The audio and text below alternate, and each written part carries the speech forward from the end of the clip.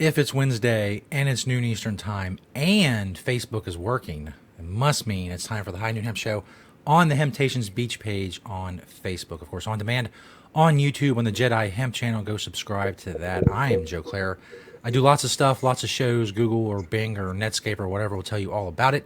He is Beach. He is high above Hempquarters in Sharonville. Beach, how are things in the world of Hemptations? Things are great in the world of the old Hemptations. I am sitting high above the Sharon Vations in what I call the Hemp Quarters. It's true. It is the High Noon Hemp Show. Welcome, everyone. Big show today. Big show. Lots of pictures. That's right. So for those of you that don't like the sound of my voice, you can just turn the volume down and just watch as the pictures come. No description necessary, possibly. And we will get to those pictures in just a minute. A lot has happened in Ohio since the last time we were here. I mean, it's like I literally got off the air last week to find things had just gone fantastically well for SB 57. Thanks to the show, of course. Thanks to the show. I was just talking about it on the show. Maybe they heard that. The House went in and voted 89-3 to pass SB 57. I estimate that at about a 97% approval rate. The Senate, which started this whole thing, they passed it 30-0. The House came along just out of the blue, or possibly because they heard me in their ear saying, "What the heck?" As well as everybody else saying, "What the heck?" and the House went and voted on it last Wednesday. Passes 89-3 because there were changes, and that's how I kind of learn as this goes along, because I don't pay that much attention to the specifics, and I probably should, just as we all should, because there were some changes that had to go back to the Senate. The Senate passed that unanimously, or concurred, I should say, with the changes, I believe they say. Yes. And then it went to the governor's desk to be signed. Lo and behold, we think, great, awesome. I'm not even sure, and someone out there that may know better, I'm not even sure that by the numbers it passed, if the governor can even veto it, to be honest with you, which we've heard no rumors of. But here's the deal. For some reason, we're a week later, and the governor hasn't signed this thing. And so I don't, he sat down the day after. There's no way it wasn't sitting on his desk, because he signed the budget, signed that big budget thing that was a big deal, put his signature on that, but for some reason hasn't signed SB 57. He's got a lot of stuff going on. I in a reality-based hope, said to myself, well, maybe they're actually planning on making kind of a big ceremonial deal about it. Get a little PR out of it. Specifically set up a media event, so to speak, for the signing of SB 57, which legalizes industrial hemp, or has legalized, basically. Again, I don't see how he can veto it. I don't know why he would veto it. The minute he signs it, it does become law. But I wonder, what's that timeline that we have to wait to before I don't know. Again, it's kind of bizarre to me as to why the whole thing hasn't been done. But it's it's like everybody got excited, and now it's a hurry up and wait again, because I don't know what I even said, I put a post out there to everyone, if I can get a hemp pen into the governor's hand to sign this, I'll do it. And we had a little bit of talking about that, and somebody else will probably end up getting a hemp pen into the governor's hand, which is fine. You ain't got him his pen yet. It cannot be the holdup, because I can tell you this. I said I would personally drive it to him. I am an hour and 30 minutes away from Columbus, and I will personally deliver a hemp pen to the governor for him to sign it, if that's what you're waiting on. So, that being said, let the governor know that Beach has a hemp pen for him if he's waiting for a hemp pen to sign it, and I will immediately drive it up there. If you have those connections, just let me know. Sitting in his office right now, or let him know. No pen. No hemp pen. So what can I do? And so, yeah, honestly, I don't know what the hold up. I haven't seen. It's like mum's the word. It's like this is some secret bill that got passed almost unanimously through both parts of the government in Ohio. Um, and it's like disappeared. It's like someone lost it. Like, I don't know if it just fell off the desk and someone threw it into the recycling bin because they didn't know what to do with it. I don't know. It's just no one's talking about it in the state house. I have no idea. So if you're out there and you're watching and please let us know, honestly, is what is the holdup? And if not, get a hold of the governor's office and be like, what is the holdup? Ask them. Yeah. Why has he not signed this thing yet? Just What's going on? It cannot be that hard to find out, I guess. I don't know. I guess I'm not trying hard enough. Just waiting for somebody else to tell me that he signed the thing. No, I keep going to their website. I go to the government's website where that is the legitimate way to keep track because they tell you everything. And again, still no signed by the governor or signed into law either way. So I don't know, folks. Right now, come on. So Governor DeWine, get on the governor. Go do it. Yes. Come on. Let's do it, Gov. Be something to encourage, make you look better in the world. You want that, don't you? It's for our farmers. It's for the farmers. Anyway, moving on. Last week, I got the pleasure of going down to the Lloyd Library in downtown Cincinnati. And if you don't know anything about the Lloyd Library, this is a internationally visited botanical library. And so all the books in the library are botanical based. It is really something exceptional to the city of Cincinnati if you don't know about it. It's open during the week, I'm pretty sure, for the public to come in, and you can reference the books that they have. You can't check anything out of this library, but they have stacks, and you can go through the books. And these are some of the old cannabis related books. The exhibit right now is kind of more the cannabis and medicine history. And it is a great display. If you're in the Cincinnati area, I highly recommend that you check out this display at the Lloyd Library. And if not, and you're into plants or the history of plants or studying plants in any way, and again, this library has been around for as long as 1867, I think, or something, is when the Lloyd brothers. And in a minute here, we'll see a picture that references the Lloyd brothers who started this library. And again, it's internationally known, and anyone studying any type of botanical references, if they really want to do historical studies and whatnot, will come to Cincinnati to the Lloyd Library to do that.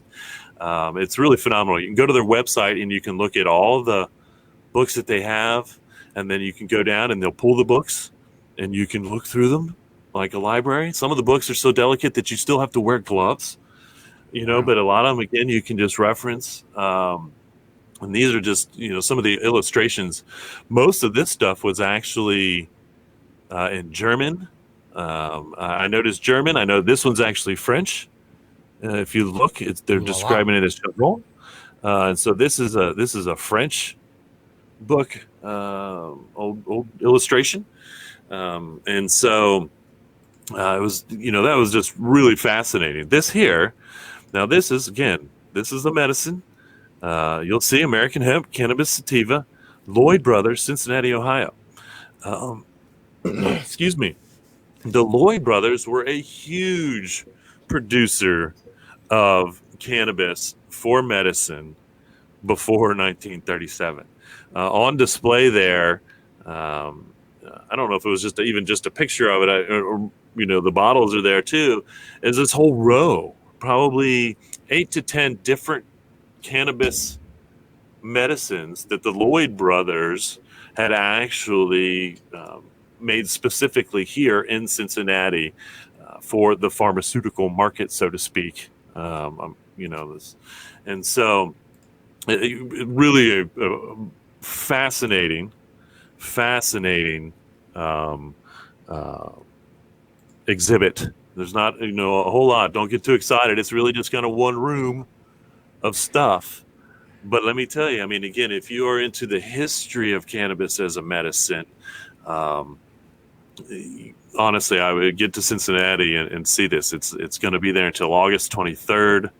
And so you've got about another month to go down and see this exhibit in Cincinnati.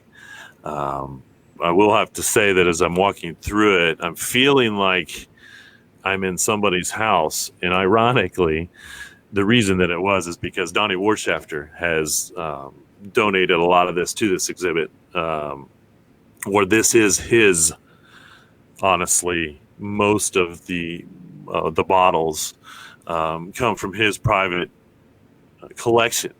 And I honestly sat down, like they have one of the tins that the government sends to patients. And I remember being over at Donnie's house and sitting at his kitchen table, and I'm holding one of these things, and I'm looking at it in the display or something. And I was probably just sitting, and his house was a museum at the time, and he was discussing how to make it a museum. And I was encouraging him to do that one way or another. And he was working on an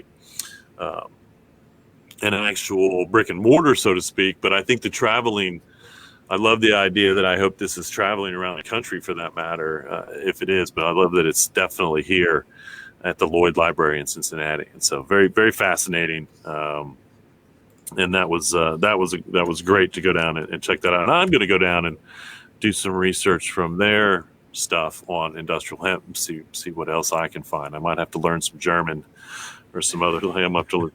Luckily, with the computer, man, it's just type it in and translate. Type it in and translate. It'd be so much easier than it would have been 20 years ago if I would have tried this. I can tell you that.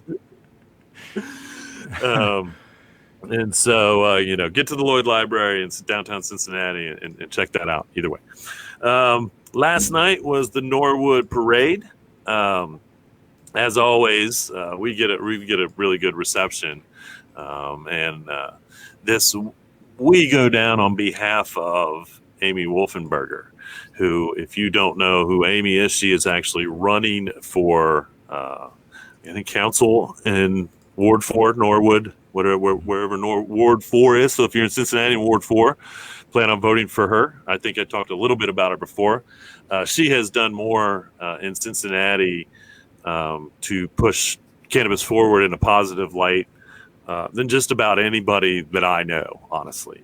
She has worked diligently since I met her 5 years ago or so, as we sat across the table from each other working, deciding actually what the plan was for org and the stuff with the Ohio Cannabis Rights Amendment and this and that way back in the day. And she hasn't stopped for a beat. And so, we were there on behest of her. We brought the USS Temptations with us. It was decorated for Sensible Norwood, which passed last year by 73%, which was a no fine, no time, if you didn't know. And again, she's running for Ward 4 this year. And so we decorated the USS Temptations up for the parade. And again, as always, we get a really good response. We don't get too many people that frown or look like they're upset that we're there. I pay pretty good attention to the crowd as we go through, and try to see people's reactions. Really, and we get a lot of thumbs up, a lot of claps, a lot of every once in a while you hear, "Hey, that's the Temptations guy." It's a guy from the world famous High Noon Hemp Show. He's right there. That's right there. Can you believe it? He walks among us. So many awesome supporters walk with us from all over the state, which I love. Kim Rupp is kind of Amy's, I don't want to call her sidekick. She works hard too in the movement here locally.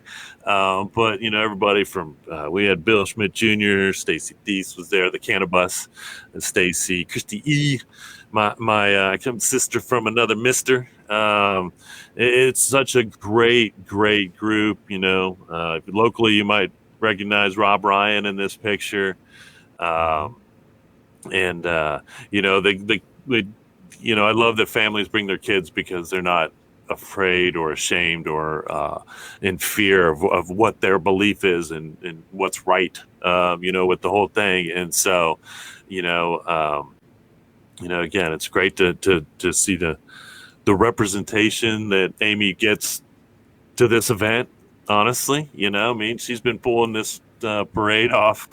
In the past, we just did the Temptations trailer and everybody kind of walked around us, but always 20 to 30 people from all over that come just to this little small parade in Norwood, Ohio. Because of it, what Amy has done and to represent that little bit. And so anyway, definitely a good time. I will post more pictures of the parade. I have a lot. It worked out well, so I'll post more pictures to the Temptations Beach page today, because I do have a lot more as well than that. Good times in the Norwood Days Parade, which is always like the third, I think, Tuesday of July. It's a really odd day, but they turn out for it. We haven't seen really bad weather for it yet, ironically enough. And of course, that's probably another reason why they do it in July, is because we haven't really. And yesterday it was beautiful, and so good turnout. Yet another reason why I get called the Temptations guy more and more. It's I guess no lack of putting myself out there. Before we do the product spotlight, here is the pick that if you've driven out of Cincinnati up 75, you cannot miss. I estimate that it's about 4.20 miles from the river if you're coming up 75. I have no idea if that's true or not. But that's the newest billboard. That's actually the first billboard that I have ever done. Well, I've talked about it for years. We have been on a billboard. We were mentioned on the Queen City. When Queen City Infusion did their seltzer water billboard, we were, mentioned on there as well. But this is all us. This billboard's going to be jumping around the greater Cincinnati area for a while. And they pick for me kind of where it's going to be. I don't have, that's kind of how it works with the contract. But I can tell you this, I cannot be disappointed as to where they put the first one, because it's like 1 million people a day drive by that sucker. Yeah. And so, and they were not afraid or not against, because they checked out the laws. Obviously their legal department did their what for, and that, and it clearly says what we do and how we do it and whatnot. And so look for that, folks. Don't drive off the highway looking at it.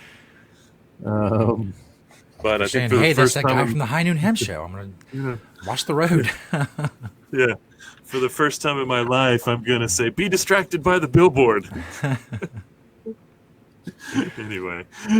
Oh, shoot. All right, on to the product spotlight. Got a lot going on, as I said, a lot of picks. And of course, these are always standard picks when it comes to the show, because we do this every week. 4 from the store, 1 from my door is what I like to say. And the first one from the store, let me get a little drink here while you do that, I'll let everybody know, of course, Temptations.com if you want locations, as you saw on the billboard, which you can't miss. But you don't have to see a billboard to come to Temptations. It's not mandatory. You can just stop in any old time that's open. Really? It's true. 420 miles away, Joe says. That's right. You're in a 420-mile radius of Cincinnati or Dayton. There's no reason why you should just take it. According to the new Hemp laws in Ohio, if you're within 420 miles, you have to veer toward Temptations. It's mandatory regulations now. So that's right. The Ohio Board of Pharmacy. So it's going to be on every map. All right, on to the product spotlight. Indeed. The first picture is not just one product, but more. I guess we did just get this refrigerator unit in, and so I'm kind of proud at the legitimacy, I suppose, of because if you go into any other store, we have these drinks in all the stores, or we should. But we have a couple stores have just a regular refrigerator like you'd find in your house. One of the stores may just have like mini fridges that are kind of hidden. You have to kind of know they're there. It's like but we do have these drinks everywhere. We will probably have these refrigerator units in all the stores to show how much variety of hemp and CBD. Some of these waters have CBDs. The Hemp 2.0 is just hemp in it. I think the can of energy drinks, just a hemp. They're no CBD. So we do both. We have drinks with hemp, and we have drinks with CBD. But a fully stocked refrigerator, and of course, there's a little bit of the Mary's hemp chocolates in there. We do have the new. Wow. We do have some new Mary's CBD line as well, but and so the fridge serves some mighty good purposes, but it almost makes it feel like a real store. I kind of broke some of my rules because we try to buy used or reuse, either way. Refrigeration units with glass doors on them are expensive, whether you buy a used unit or a brand new unit. And, to invest in a new unit that, we can take care of is almost just as easy as a used unit. The freezer that's sitting right beside it is a used unit, and it has been faithful to us. But anyway, I had to kind of break down and do that. And we might try to keep our eye on some glass-fronted refrigerator units. If you know where some are, email me. I'd be happy to come take them off your hand for a reasonably fair price. There you go. The second is the Satori Briefs. Satori gets a lot of play because I wear a lot of Satori. So if you're waiting for the "What are you wearing?" beach segment, a lot of times you will see me wearing Satori stuff one way or another, all kinds of their clothing. This is their boxers. This is, again, the selection we have kind of in the Sharonville store. As far as their boxer briefs, I kind of call them, as different colors and sizes and whatnot. But again, if you have a particular size you're looking for and you want it to go to a different store, you just let us know one way or another. We'll try to make that happen. The next one is, again, everybody knows who Dr. Bronner's is. We are no different. We carry a decent line of the Dr. Bronner stuff. This is specifically the Castile soap. So if you're looking for a particular scent in the Dr. Bronner's Castile soap, we probably have it. Again, the bonus of Dr. Bronner's packaging is the fact that they waste very little space and have all kinds of little information and stuff on their packaging as much as they can for you to be entertained with before you recycle it, because hopefully you would do that. And the last is brand new, just hit the shelves. We just got a new line of Roots hemp hats in. This is the Cheech Chong hemp hat, and this is interesting, and I know there's some controversy out there, so I may have to do some research. This is actually the viscous, which is, if you're waiting for the "What are you wearing?" beach segment, you will see more of in a minute. This is the viscous hemp, which means that they actually make it like you would make a synthetic hemp. They use the oil. Okay, still natural. They use the oil to make a fiber, and then weave that fiber. And so, that already exists in the world. The fact that we can use a renewable resource to do it is great. I think that the controversy may be in the production, the actual manufacturing, or what maybe happens. I don't know. as far as maybe they use other chemicals that are bad. I don't know. I really have to do some research as to why there is a negative something bad out there about the viscous hemp, but I haven't really figured out what it is. It's like people want to say, "Oh, viscous hemp is bad," or hemp made viscously. I'm not sure how that works. It is bad, but to me, I think if you're making what would normally be a synthetic made out of oil drilled from the ground, if you can make that out of the oil of a plant, I'm not sure how. Even maybe if the process is bad, you can't get rid of the process anyway. And so, getting rid of one of the ingredients and replacing it with a better one seems to be logical to me. That's why I kind of like the idea. So there you have it, folks. 4 from the store. Now, the one from my door, again, literally from my door, which I love. This is a hand-printed curtain. My partner, Mary, hand-painted this. It actually stitched it and all that, wow. Sewed the everything there. She is very, very creative and loves to take on a hemp project. And again, this has been hanging on the door. I don't even know how long I've looked at it and never thought to make it the one from my door, literally, when it comes to the product spotlight. So if you come to my front door, which most people don't because we're kind of backdoor people, do not wander, folks. But we do use the back door at our house. But if you've ever come to the front door, you have this particular hemp product that graces our home. And so 4 from the store, 1 from my door. That's the product spotlight on today's High Noon Hemp Show. Indeed. Which always leads us to what everybody's been waiting for, as Beach pointed out a couple times. I know a lot of people are sitting there thinking, let's get past all this stuff. The parade's great, all that stuff, SB 57. But what we're really here for is to find out what Beach is wearing today. So that's why we ask him, what are you wearing, Beach?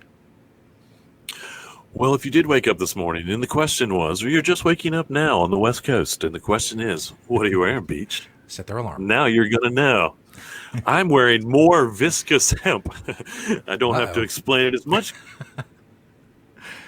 Uh-oh. We have Frozen Beach. That's not good. There's Frozen Beach. Frozen Beach is back. There we go. Oops. I did hear a glitch there. No, what happened? My hat, which is Make America Hemp Again, is from Grassroots. And it is, again, I believe, the viscous hemp material. And then my T-shirt, which is a Young Maven. And again, I love my Young Maven T-shirts, is also a viscous hemp blend. It is blended with cotton. But it's very silky smooth, honestly. It's a very silky and light. That's the old one. I think that's from the first year of Bunbury. By looking at it, because it's kind of plain. We didn't, in the later years of our vending at Bunbury, we actually put some bees on our shirts, but that's our first year of vending, Bunbury, printed here, planted everywhere. My shorts are Satori, ironically enough, and a lot of Satori. I've got on my old head case boxer briefs and Satori no-show socks. And then, of course, I don't believe I've done my Converses. I really wanted an excuse to wear these Converses because I don't think I've really worn them. These were originally developed for the skateboarding world. Very padded hemp shoes, honestly. And had them for quite a while and very rarely wear them. I don't know why. And so if you did wake up this morning and you said, what are you wearing, Beach? Now you know. A lot of viscous hemp and Satori. And there you go. Now, if you want to be like Beach, go look for those things. Go look for those things. For building your Beach for Halloween costume. That's right.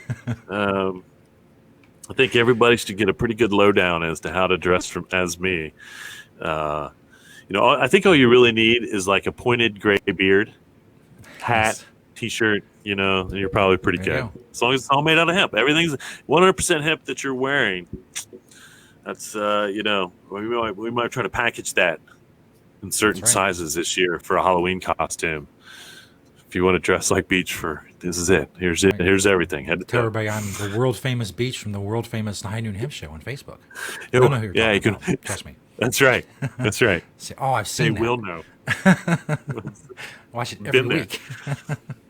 That's right. And if you don't watch it every week at Hemptations Beach, then you know that you can watch it on YouTube at the Jedi Hemp channel. So subscribe to that. If you wish, go back and watch some previous episodes, binge watch. And then, of course, you can go to, so we get into the news, a little bit of news and events coming up. You can also go to Hemp.com, and the first page is events that we're kind of more associated with, but the second page has all the events that I talk about here on the High Noon Hemp Show, usually updated within a day or two of the show. And so you can go there if you're interested in one of the events and remember, and then go online and get more information and go to that event if you really want to. Indeed. I think you can.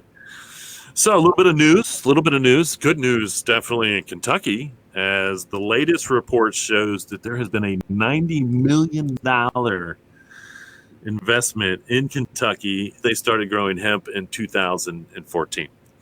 And so in 5 years, just because they were one of the, leading states in industrial hemp, the state has brought in $90 million investments in people investing in industrial hemp. So, once again, proving that this is a viable agricultural crop that our farmers should be allowed to grow, just like lettuce and corn and tobacco and whatever else. And so we're slowly but surely getting there. Maybe one more federal bill that just says who cares about hemp. Grow it, go to your local grain company, make sure they're not selling marijuana seeds, and grow whatever kind of hemp you want and sell it in whatever kind of market you want to, without having any extra regulations, any different. That's the next.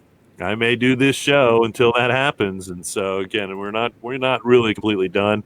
We have moved as far forward as we can, and I love everything that we've done. But honestly, the goal should be that it is treated no differently than any other agricultural crop, and so we're really close. That being said, North Carolina is taking a step backwards. Because they're now, and I don't know if this passed, I know it was talking, they're trying to pass this thing where they're going to make CBD flower, just CBD flower,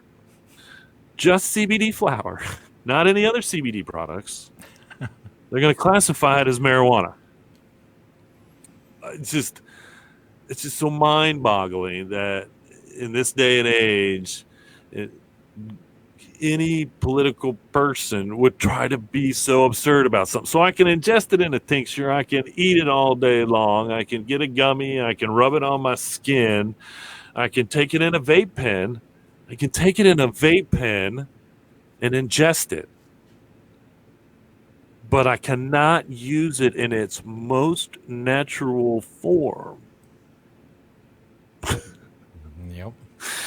Not only that, but you're going to take its most natural form, the product that all of the buys stem from currently, for the most part, flower extracted. You're going to take that product and you're going to reclassify it. Just call it a different name, because marijuana is just a slang term for the most part. The government made up the word marijuana so that they could make all cannabis illegal. If you didn't know that, that's the history. Okay. Marijuana in 1937 was spelled with an H. Marijuana in 1970, when they passed the controlled substance list, is spelled with a J. They don't even, I don't know how I could even back up any more of the fact that they made the word up to begin with, and then they changed its spelling. And when I say they, I mean the United States government. That is who they are. And they did that, folks. That's the history of the word marijuana. That's why I put it in quotes. Put it in quotes because it's cannabis. It's cannabis. Anyway, now the state of North Carolina politicians believe that they want to make CBD, which is not marijuana. The government has specifically, finally, explicitly put it on paper that it's not marijuana. They want to go back to 1937 and call it marijuana. It's absurd. If you live in North Carolina and you haven't called your state representatives or the governor or whoever needs to hear about this complete absurdity, then please do. Please do. Because that's just ridiculous. This is ridiculous. And then back to some little bit of good news in the news. There's a recent study that was showing that high traces of CBD can actually work as a pesticide. So we can take this chemical CBD compound and spray it on plants. Again, natural. Not going to do the ground any damage, I don't believe. I don't think CBD would do the ground any damage for any runoff. There's maybe some more science for that, but they are proving, and I think they were actually using it against some type of tobacco weevil, or so. Again, it was the insect that they were testing the possibilities of CBD as a pesticide on was not related to cannabis. It was just some other, because again, there aren't a whole lot of those, by the way, probably because hemp naturally has CBD in it. Now we know why. There are real known, pests that disrupt the final production, except for maybe the flower, because again, the flower being grown for CBD is all new. If you're growing industrial hemp for any other reason, grain, fiber, whatever, there are no pests that will disturb that end production. Again, fascinating stuff from the world of CBD now is that it may possibly show positive results as a pesticide, and a natural one at that. So here comes, now we know what to do with the excess CBD, because we're going to have probably some in a couple years. It's hard to say. Prices got to come down, and then we're going to start to see, the true excess where everybody will be able to afford to put it in whatever. And so every bar of soap, every this will be like, you won't know. It won't be a big star on the label, CBD. It'll just be maybe trace amount, just make it a little better for you, because it's, we're just going to find that as an over-the-counter supplement, that's what it is. And so that's what's been in the news. We'll get through some events. If you are around Fort Thomas, Kentucky tonight, you can go to the Taste. It's the Tasty Summer CBD Seltzer Craft Cocktail event. That is tonight at the Grassroots and Vine in Fort Thomas from 6:30 to 8:30. I believe, and I'm almost sure of it, that they are using the old Queen City Seltzer water for these cocktails. I also believe that you're probably going to have to be 21, just to put a little disclaimer on that, because I do believe there's alcohol involved. Wow. So if you want to go down and get some adult beverages with a locally made seltzer water, Queen City, which we have in the stores as well, then head on down to Grassroots and Vine tonight in Fort Thomas. If you're watching this tomorrow on YouTube, this for you. August 3rd, coming up in a little while. Not too much going on for the rest of July. Little bits here and there, but not that I know about, I guess. August 3rd, you've got the Hemp Day in Woodford County from 1 to 4. This is in Versailles or Versailles, depending on which way you want to call it in Kentucky. Because I believe they call it Versailles. I believe they like to pronounce the S on the end in Kentucky. I'm not making fun of anybody. That's just what I grew up in Kentucky, so I'm allowed. No, I'm not. Anyway, that's at the Jack Jewett House, historic site in Versailles or Versailles, Kentucky. August 2nd through 4th, once again, folks, Miami Beach. Reason to get down to Miami Beach in August. The largest USA CBD and Hemp Expo is going to be going at the Miami Beach Conventions. So if you're into believing people when they say largest, whatever that means, get on down to Miami Beach. I do like the fact that they're saying CBD and Hemp Expo. That the only reason I would actually want to go is to actually see what they might, the difference with hemp. Like, are there really going to be a lot of hemp retailers that aren't selling CBD stuff there? Because then I really want to go. Or are they just confusing the issue as much as anybody? August 8th through the 10th, you've got the Carolina Hemp Expo and Festival at the Sheraton in Raleigh, North Carolina. And so what a beautiful time to probably be there. I don't know. Raleigh's always beautiful, I suppose. It's a beautiful little town in the middle of North Carolina. August 15th at 6 p.m. at the Southgate House. Once again, this is a semi-local hemp event. You have the premiere. I don't want to say it's the premiere. It's the showing of a documentary called Kentucky Place, Hemp State Documentary. And so it's all about what's, I believe, happened in Kentucky in the last 5 years or so in industrial hemp, and the people that are doing it, and whatnot. And so if you're interested in that and kind of getting yourself educated as to what's on and what's happened in Kentucky and what's going on in Kentucky, this might be a fun little documentary to go see down at the Southgate Revival, I believe, is where that is. House, which is not the same as the old Southgate House. If you don't know, there are two places now. I really love the old house because if you've never been there, the layout was just like really cool. Honestly, really fun, cool layout of the whole place. The Southgate House Revival, I believe, is the same people that used to manage, I believe, and so they're still bringing bands in as well in there, but it's a little bit smaller. I think it's a little bit smaller venue. So anyway, that is the showing, the Kentucky Place Hemp State Documentary. August 27th at the Henry Clay Estate down in Lexington, you've got the Hemp Social going on that afternoon. September 6th and 7th, you got the second annual Southern Hemp Expo in Franklin, Tennessee. So if you want to visit Franklin, Tennessee, that's going to be big. I think they call that SHE.